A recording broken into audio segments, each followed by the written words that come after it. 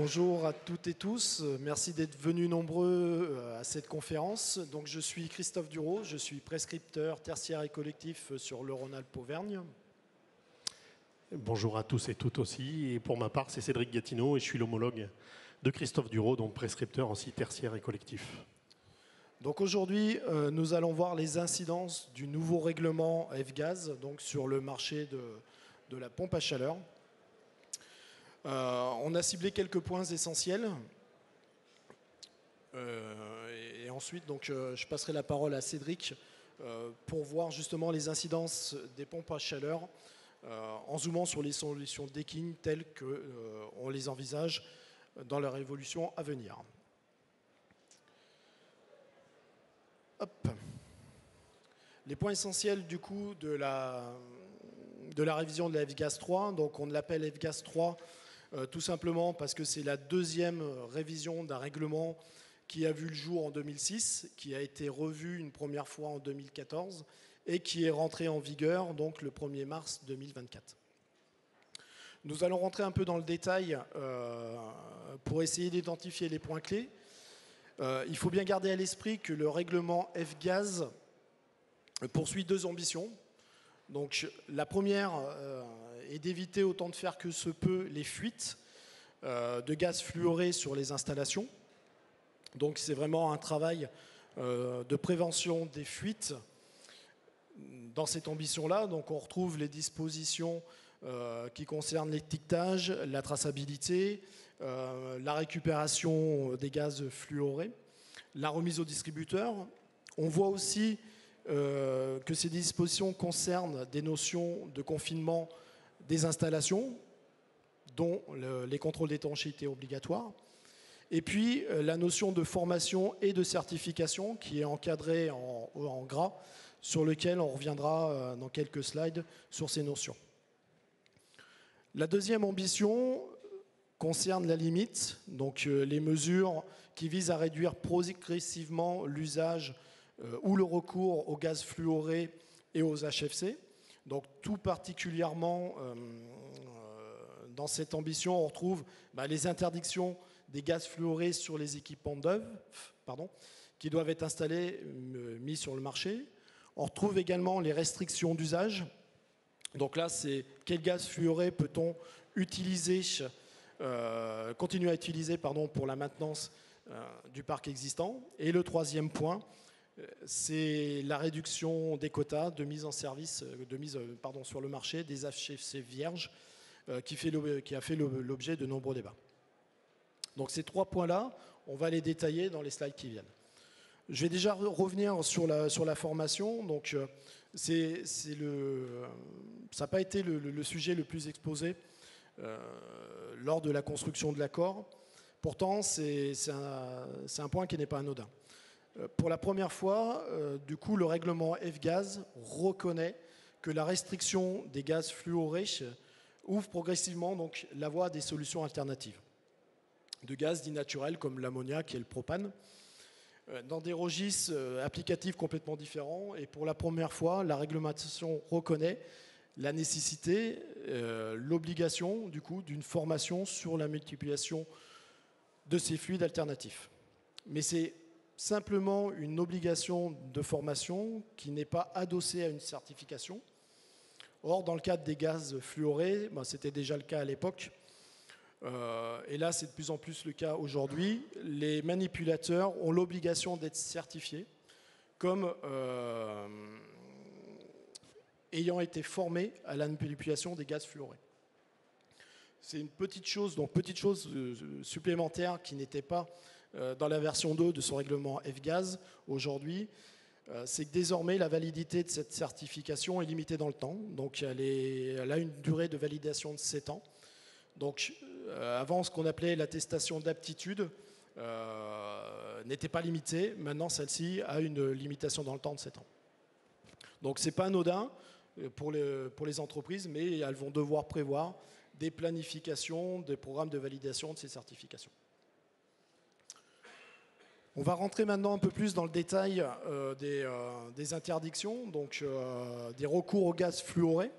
Alors c'est dur de résumer sur un seul slide, donc on a essayé de faire un condensé de celui-ci et d'avoir des choses qui, même s'il n'est pas exhaustif, d'être assez, on va dire, parlant. Donc on peut voir donc, plusieurs paramètres. Donc, alors je sais pas, non, il n'y a peut-être pas de zapette, qui se croisent. Donc on voit les applications, que ce soit donc pack RR, pack RO, les chillers, donc les refroidisseurs. Donc refroidisseur, chiller, dans le sens du coup du texte, qui sont en application en froid uniquement. Donc on voit ensuite la disparité des puissances. Donc en fonction des machines, on a différentes disparités de puissance. Et après, vous trouvez les PRP maximum autorisés en fonction d'un calendrier dans le temps.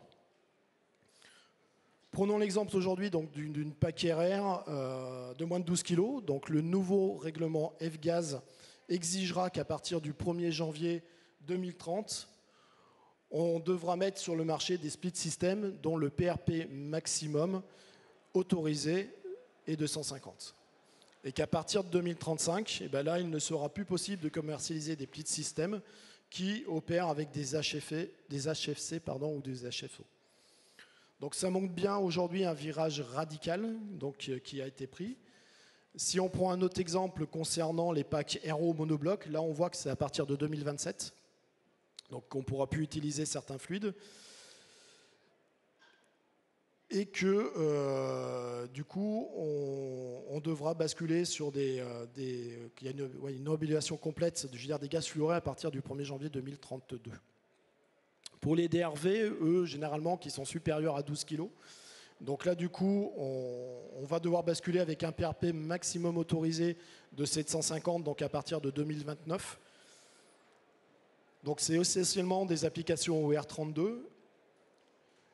Et là, par contre, il n'y a pas d'abolition, mais globalement, les abolitions concernent que les applications qui sont des puissances inférieures ou égales à 12 kg. Donc on cible bien des niveaux de PRP pivot, donc qui sont généralement autour de 750 et de 150, jusqu'à une certaine abolition, où là, il est important de préciser qu'une évolution, des PRP pivot de 150 et au maximum. Ce que je voulais dire juste, c'est qu'il est important de préciser qu'une étude devra être menée par la Commission européenne donc en 2030, au 1er janvier 2030, pour voir si le transfert technologique des solutions aujourd'hui reste conforme avec le calendrier que s'était fixé cette commission. Au niveau de la réglementation du restriction d'usage, donc ça c'est le deuxième point. Donc on a parlé d'équipements neufs, là on va parler d'équipements sur des installations existantes. Donc là c'est quel fluide frigorigène puis-je encore utiliser pour maintenir en état les installations existantes. Là le compromis final a été assoupli par rapport à ce qu'on pouvait craindre,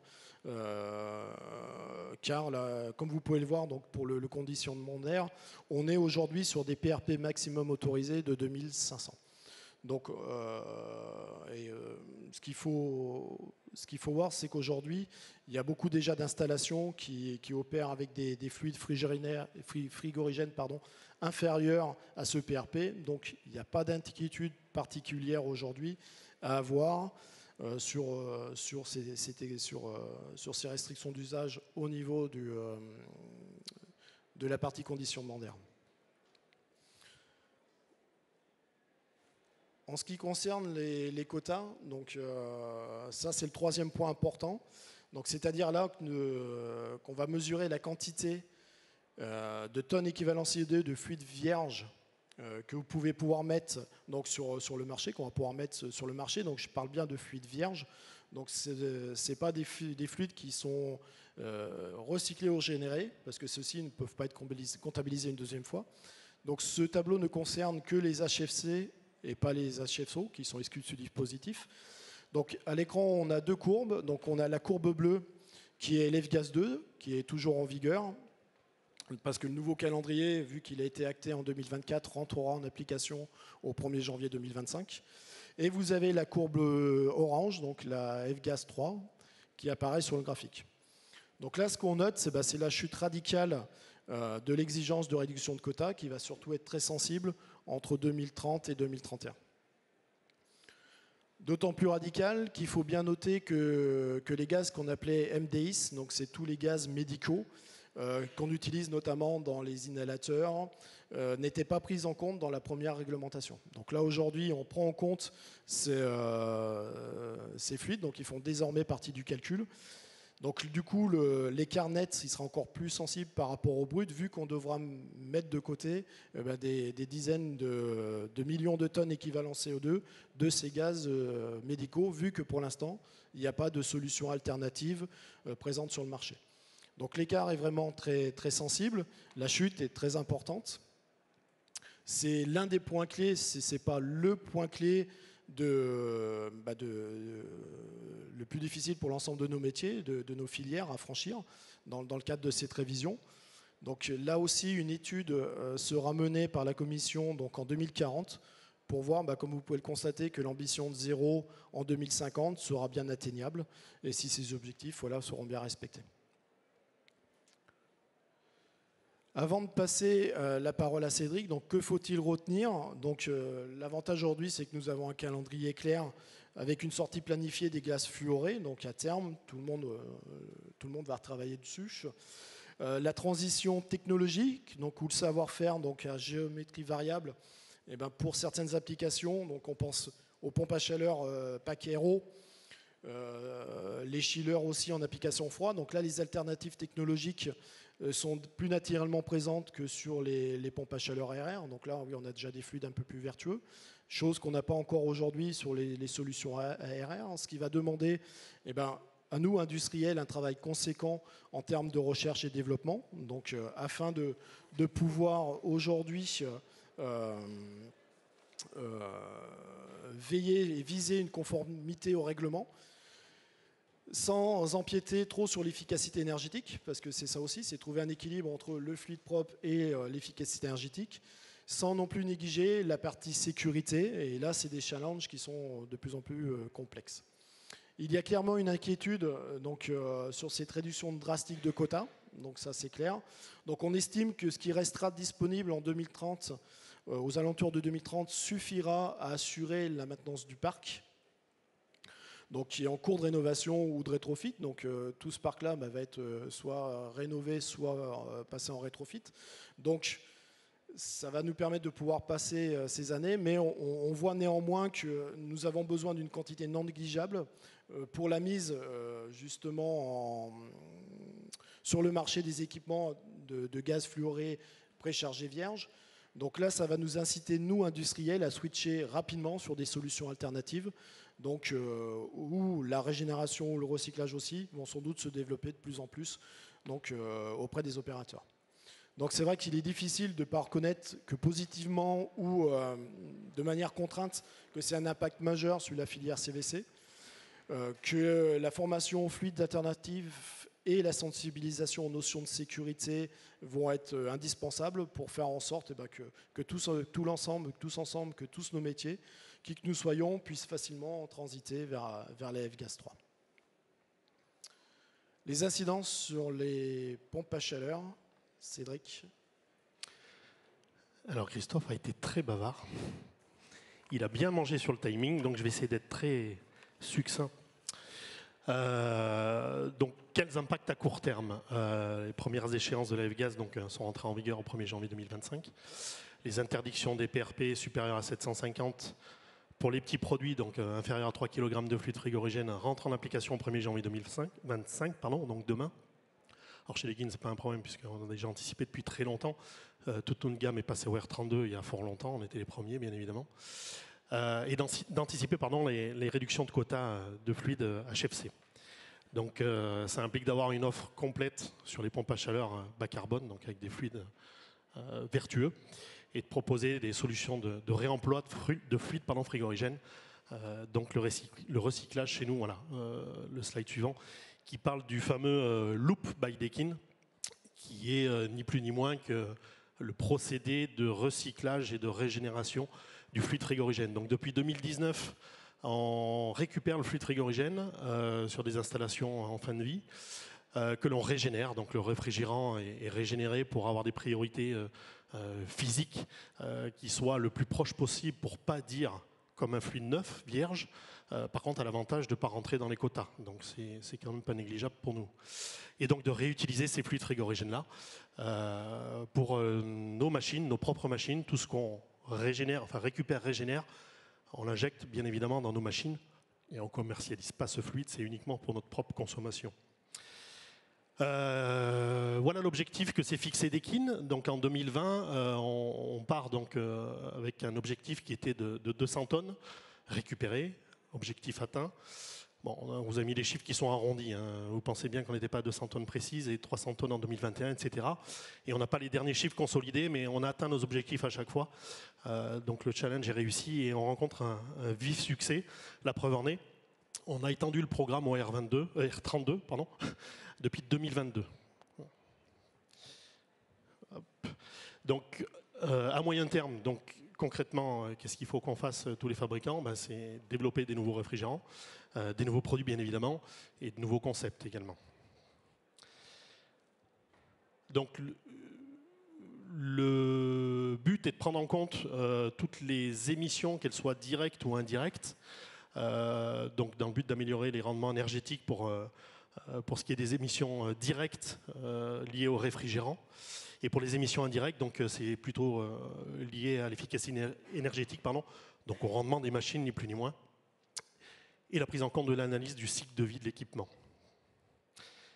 Alors, pour choisir le meilleur réfrigérant possible pour une application, il y a ces 4 petits logos qui apparaissent ici. Chez un fabricant, il faut prendre en compte, d'ailleurs il en manque un, ah non, c'est que c'est décalé. Le coût revient sur le dernier petit pictogramme. Donc ce sont ces 4 paramètres-là qui sont à prendre en ligne de compte. Donc l'aspect sécuritaire, l'aspect impact environnemental, bien évidemment, l'efficacité énergétique, parce que si on sort une machine avec un gaz vertueux, mais qui est pas très bonne en termes de performance énergétique, ça ne le fera pas. Et idem pour le coût. Il faut que ce soit un fluide et une machine qui soit commercialisable après derrière. Non, reviens s'il te plaît, parce qu'il y a un élément très important. C'est écrit en tout petit, c'est vrai que ça n'apparaît pas forcément évident comme ça, mais donc selon l'application, on utilise chez Dekin un réfrigérant.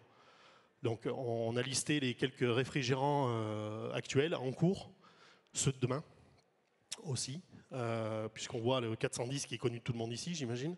Le R32, c'est plus une nouveauté, c'est pas un nouveau fluide, mais qui est toujours d'actualité et qui reste vertueux malgré tout. Le R454C, que je vais développer un tout petit peu plus loin sur un nouveau produit, je ferai juste un petit focus sur un nouveau produit. Le R744A, dont je ne peux pas trop parler aujourd'hui, mais qui est un nouveau fluide créé là aussi par Dekin, qu'on devrait logiquement voir arriver prochainement sur des produits plutôt résidentiels. Le R290 pour des applications pompe à chaleur, donc le propane. Le R290 c'est le propane. Et du CO2, bien évidemment. Donc notre stratégie, oui, c'est de proposer le meilleur fluide adapté à chaque application. Je viens sur les solutions très rapidement, parce qu'a priori, je suis quasiment au bout du timing. Donc je vais faire très très vite. Donc on voit ici un petit slide qui rappelle les fluides frigorigènes qui sont utilisés chez Dekin ou qui seront utilisés chez Dekin pour les applications. Donc ça met en image ce que je vous disais juste avant. Avec pour le résidentiel 3 fluides listés avec les PRP en face qui correspondent. Donc le R744A dont je vous parlais tout à l'heure, qui a un gros avantage d'avoir un PRP très faible, parce que c'est un PRP de 1, le 290 qui a un PRP de 3, etc. Donc on voit par application en fait les fluides qui seront utilisés, ou qui sont plutôt utilisés aujourd'hui chez Dekin. Le fameux nouveau produit, donc je fais un tout petit focus très rapide sur cette nouvelle gamme de produits qui s'appelle le Small Chiller Inverter, appelé aussi CZ chez nous en interne, qui est une pompe à chaleur réversible. J'insiste, parce qu'on fait aussi du froid sur cette machine, même si sa vocation première est de faire du chauffage. Donc c'est une nouvelle gamme de pompes à chaleur qui est issue d'une gamme existante déjà chez nous aujourd'hui, qui s'appelle aussi le Small Chiller Inverter, mais qui est au R32, qu'on continue à commercialiser, qu'on continuera d'ailleurs à commercialiser. Mais là, son petit frère qui sort, d'ici la fin de l'année, on commercialisera ce produit-là, et sur un nouveau fluide, le R454C, qui a des caractéristiques particulières et qui nous avantage à tout niveau. Non, je sais que ouais, je vais vite, mais pas à ce point-là non plus. Donc, qui a un gros avantage, c'est son PRP. On a un PRP de 148 avec ce fluide-là, qui est aussi à 2 L, hein, donc entre autres comme le R32. et qui a des performances, qui nous permet d'obtenir des performances aussi énergétiques très intéressantes. L'autre gros avantage de cette machine-là, c'est qu'on a 2 bases de série, des ventilateurs avec une pression statique disponible qui permettent d'avoir 100 pascal. Donc on peut mettre ce type de groupe-là dans des locaux techniques fermés finalement et pouvoir les gainer.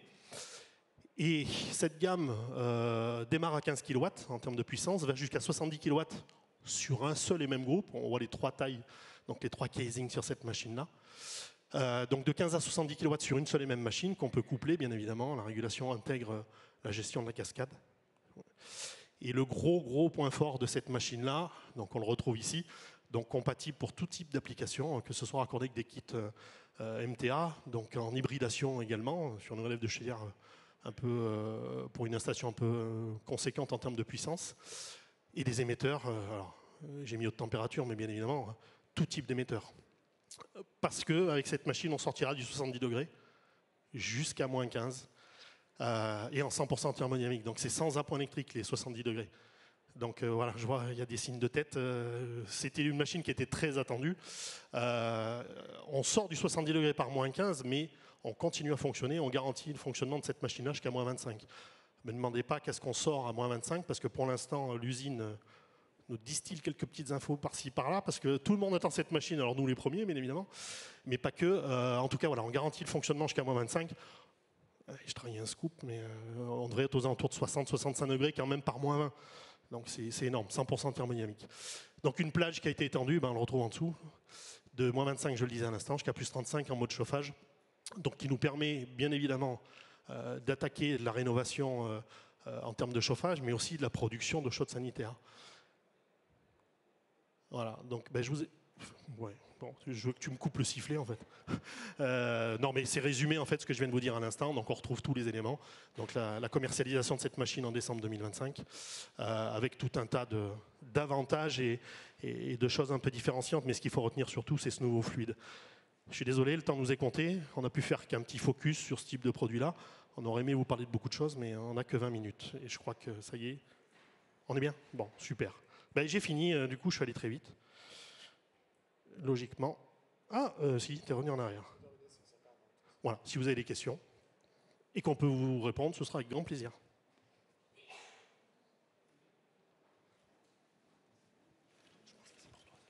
Bonjour, merci pour votre présentation.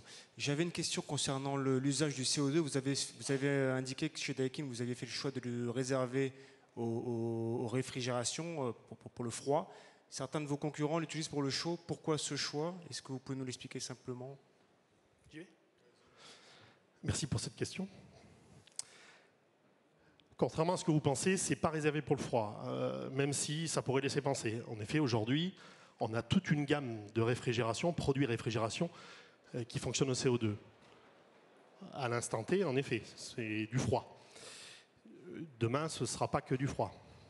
Je ne peux pas vous en dire plus, mais on fera aussi du chaud avec. Et je ne peux pas vous en dire plus. J'aimerais, mais je ne peux pas. Mais voilà, on fera du chauffage avec aussi sur du matériel conventionnel. Mais ça, c'est secret industriel. Même moi, je n'ai pas le droit d'en parler. Je ne sais rien d'ailleurs.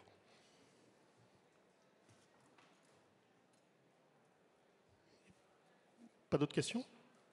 C'est que mon collègue a été très très clair.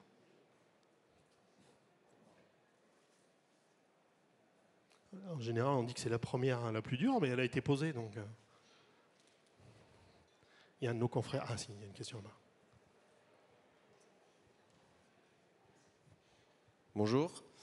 J'ai noté sur une de vos slides que vous parlez de sécurité de vos équipements et je note aussi la présence de R32 et R290 du coup, dans les équipements résidentiels. Qu'en est-il de la sécurité des personnes du coup, dans ces bâtiments? Alors justement, ça fait le cadre de... là, on a vu le côté réglementation votée par les ministères de l'écologie. Maintenant, ça passe de l'autre côté au niveau du ministère du Travail pour la sécurité des personnes. Les choses sont en cours d'écriture aussi parce qu'on va attaquer des nouveaux fluides dans certaines applications. Le R32, aujourd'hui, il y a toute une chaîne de sécurité qui est validée et certifiée en fonction de la classification de votre bâtiment. Pour tout ce qui est propane sur des installations chargées à moins de X kilos, il y aura sûrement des contraintes de tenue, de choses comme ça pour les techniciens, mais ça, les choses ne sont pas encore finalisées et écrites. Nous, derrière, on va travailler en tant qu'organisme de formation pour travailler justement à la formation des techniciens, des intervenants sur site. Mais après, il y a le côté réglementaire aussi qui est en cours d'écriture. Voilà, quid du R32 dans des immeubles de grande hauteur, quid de l'ammoniac dans du collectif. Il y a beaucoup de choses aujourd'hui qui sont en cours d'écriture et qu'on doit pouvoir avancer avec la partie sécurité et on va dire ministère du Travail. Juste pour finir de compléter, le R32 aujourd'hui c'est plus vraiment un problème. Donc il est classé A2L, oui, on le sait, il n'y a pas de souci. Mais les réglementations ayant évolué, c'est plus du tout un souci d'employer du R32 en détente directe. Bon, quand on est en détente indirecte, la question ne se pose pas, tout le fluide est concentré à l'extérieur. Et ce sera le cas sur le R290, pardon, ce monsieur est là-bas chercher. Le R290, du peu d'éléments que j'ai à ma connaissance aujourd'hui chez Daikin, ce sera des machines plutôt conception monobloc. Donc le fluide sera concentré à l'extérieur. Je ne suis pas convaincu, c'est Cédric Gatineau qui parle là, c'est pas Daikin, je ne suis pas convaincu qu'on sorte de la détente directe avec du R290. Ou alors si, mais ce serait une gamme de produits avec des toutes petites quantités de fluide, comme un frigo, on a tous un frigo ici, la plupart est équipé de 290, mais c'est des quantités qui sont tellement infimes qu'il n'y a pas de risque si je puis dire. Mais en détente directe, hormis sortir un monosplit en taille 25, en taille 35 pour se faire plaisir, je vois pas trop l'intérêt. Parce que réglementairement, c'est très contraignant avec un fluide explosif. On n'est même pas dans de l'inflammable, mais on est dans de l'explosif. Donc, bon, on n'a pas d'informations à notre niveau, mais il y a peu de chances que le 290 se développe en détente directe. Par contre, c'est les futurs produits chez Daikin en pompe à chaleur résidentielle. J'ai une petite question aussi. On a vu que les paliers sur la partie réglementaire sont très très proches, avec des échéances qui se succèdent. Qu'en est-il de l'accompagnement des entreprises et professionnels sur la maintenance pour suivre ce rythme-là, s'équiper pour les nouveaux gaz et pouvoir entretenir les machines existantes? Alors c'est entre autres le rôle de nos chers pouvoirs publics. C'est un vrai sujet. C'est un vrai sujet, d'ailleurs on l'a abordé dans la présentation, mais oui, il va falloir accompagner, il va falloir former, c'est une obligation, c'est inscrit dans le marbre. Donc il n'y aura pas le choix. Alors après, vous dire comment faire nous à notre niveau, entre guillemets pas grand-chose, si ce n'est que on a des centres de formation agréés, donc on va former nos clients sur ces futurs fluides, bien évidemment. Mais il y a un gros boulot de fond à faire avec les mainteneurs, bien évidemment. Oui. Donc il va y avoir une grosse mise à jour en termes de formation sur ces 10 entre guillemets nouveaux fluides qui ont des particularités, soit parce qu'ils sont à 2L, donc légèrement inflammables, soit parce qu'ils sont explosifs, soit parce qu'on travaille sur la haute pression. Si je prends le cas du CO2, on a des pressions de l'ordre de 110 à 120 bars. Donc oui, c'est un fluide qui n'est pas explosif, qui n'est pas inflammable, mais qui est dangereux pour la manipulation si on fait une bourde à la manip. Donc bien évidemment que ça demandera de la formation. Concrètement, vous dire comment ça va se passer, je ne sais pas vraiment. Tu as peut-être des informations, toi, à ton niveau? Juste pour tout ce qui est pompe à chaleur 290, vu que le produit aujourd'hui va sortir chez nous, on a travaillé sur les modules de formation. Donc ça, c'est des choses qui vont être opérationnelles. Après, il y a le côté réglementaire aussi qui va venir imposer, je pense, des dates et des... par rapport, bon, ça laisse encore un peu de temps, même si l'échéance est proche. Nous, on est prêts, industriels, donc voilà, on va pouvoir former. Les organismes de formation aussi vont se préparer leurs modules pour pouvoir répondre à l'instant T aux exigences. Par contre, à ma connaissance, je ne crois pas qu'il y ait de calendrier établi avec une date butoir pour les formations. Donc ça va se faire dans le temps, parce que les organismes de formation ne sont pas suffisamment structurés et importants pour former toute une vague de techniciens au nouveau fluide. Alors je ne me rappelle plus du calendrier, mais c'est à horizon 2 ans. Voilà. On est pris par le temps, on s'en excuse. On est disponible le stand numéro 16 pour finir de répondre à vos questions avec grand plaisir. Merci à vous. Merci à vous.